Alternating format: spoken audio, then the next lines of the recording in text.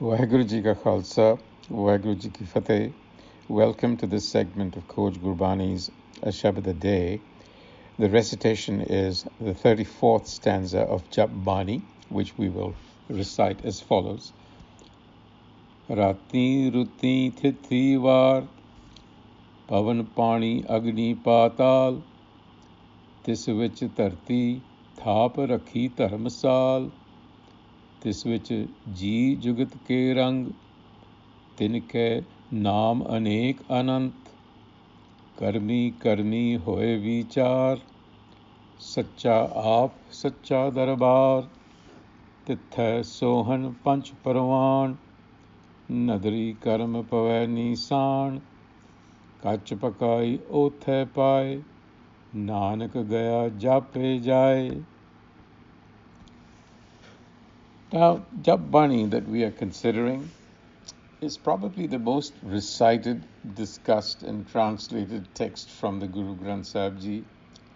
But within the Jup Pauri, stanzas 34 through 37, which will be the subject of our dialogue for the next few days, have been the subject of particular attention because not only do they reiterate, review and amplify the message that has been delivered so far, but they also offer a spiritscape, a roadmap, if you will, for spiritual progression.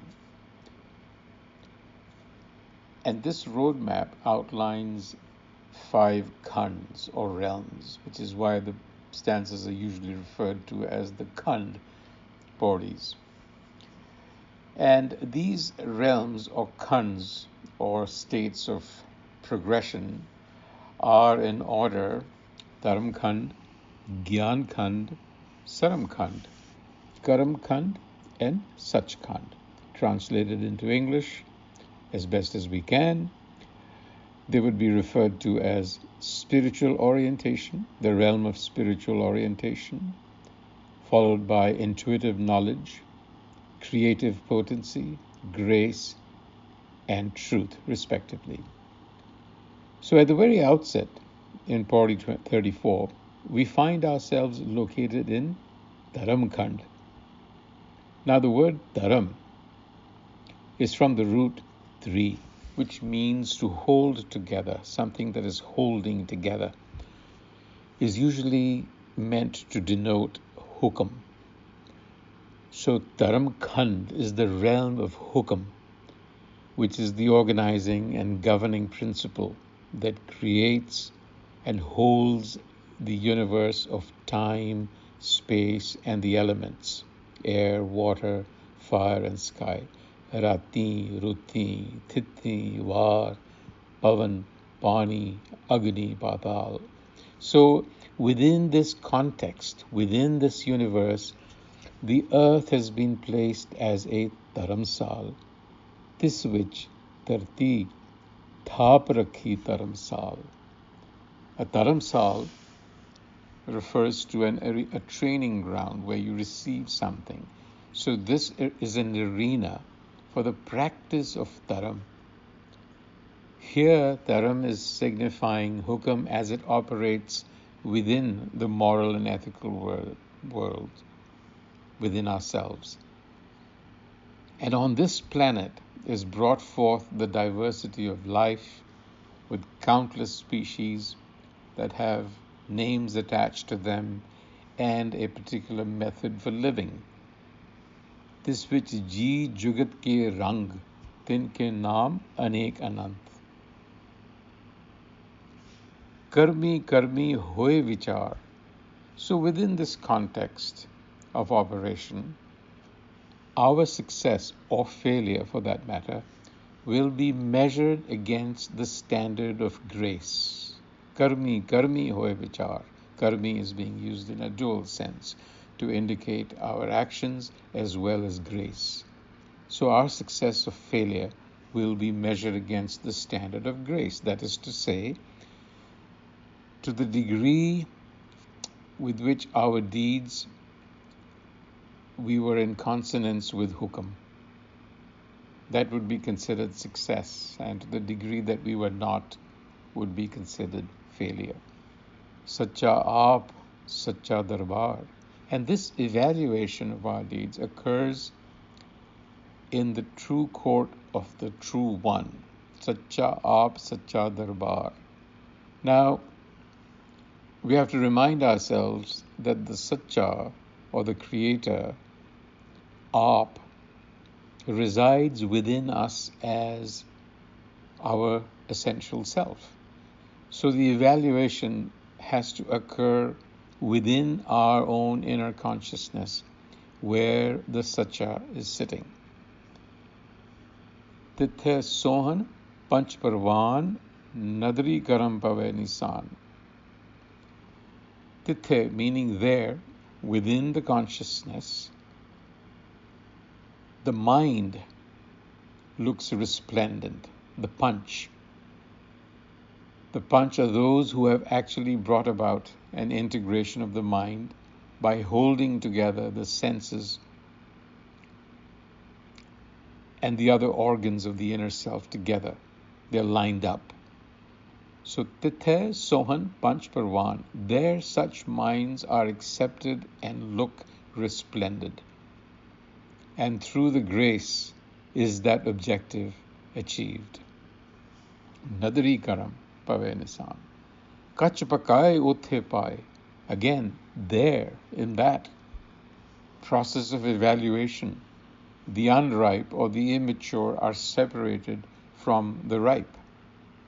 The unripe, of course, refers to a consciousness that has failed to achieve its objective, which is self-realization or a recognition of the Creator within. And in the end, Guruji says, Nanak gaya Jup Pauri. So this goal, this objective of self-realization, in other words, understanding your potential, your possibilities, your capabilities, is attained only by walking the path. Gaya Jup Pauri. You have to walk the path and not simply talk the talk. So what can we take away from this? One important thing is Guruji's use of the term dharma in a dual sense, not only to indicate the natural order of things, but also as a moral imperative. Now, this is a departure.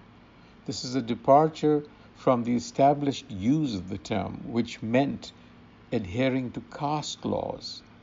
And when you use it in that sense, it is akin to the laws of karma that governs the various species. The idea being that by conforming to caste laws, one is in fact perfectly attuned to dharma. In other words, holding the natural order together. But Guruji's rejected the idea of a fixed course of action based simply on caste affiliations. Because, unlike the rest of the species, humans can make conscious, deliberate, moral choices and are expected to do so. So, within the context of the mind, dharma is a holding together of the mind and the self, which is in a fractured state currently. It's a bringing together.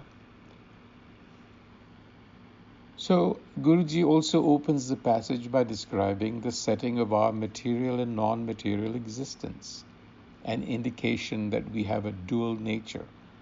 We are consciousness that is clothed in matter, and matter, padarth in Gurbani, is referred to as darkness, if you will. In other words, this consciousness is wrapped with matter, the body, which is ignorance.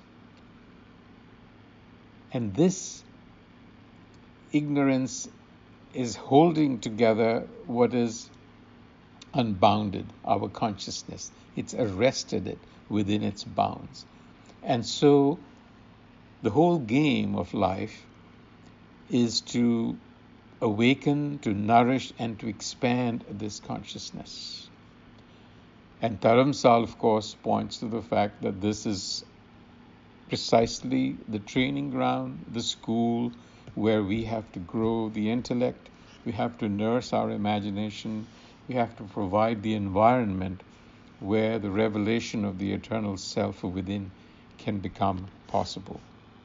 So with that thought, we leave you until the next time. Waheguru Ji Ka Khalsa, Waheguru Ji Ki Fateh.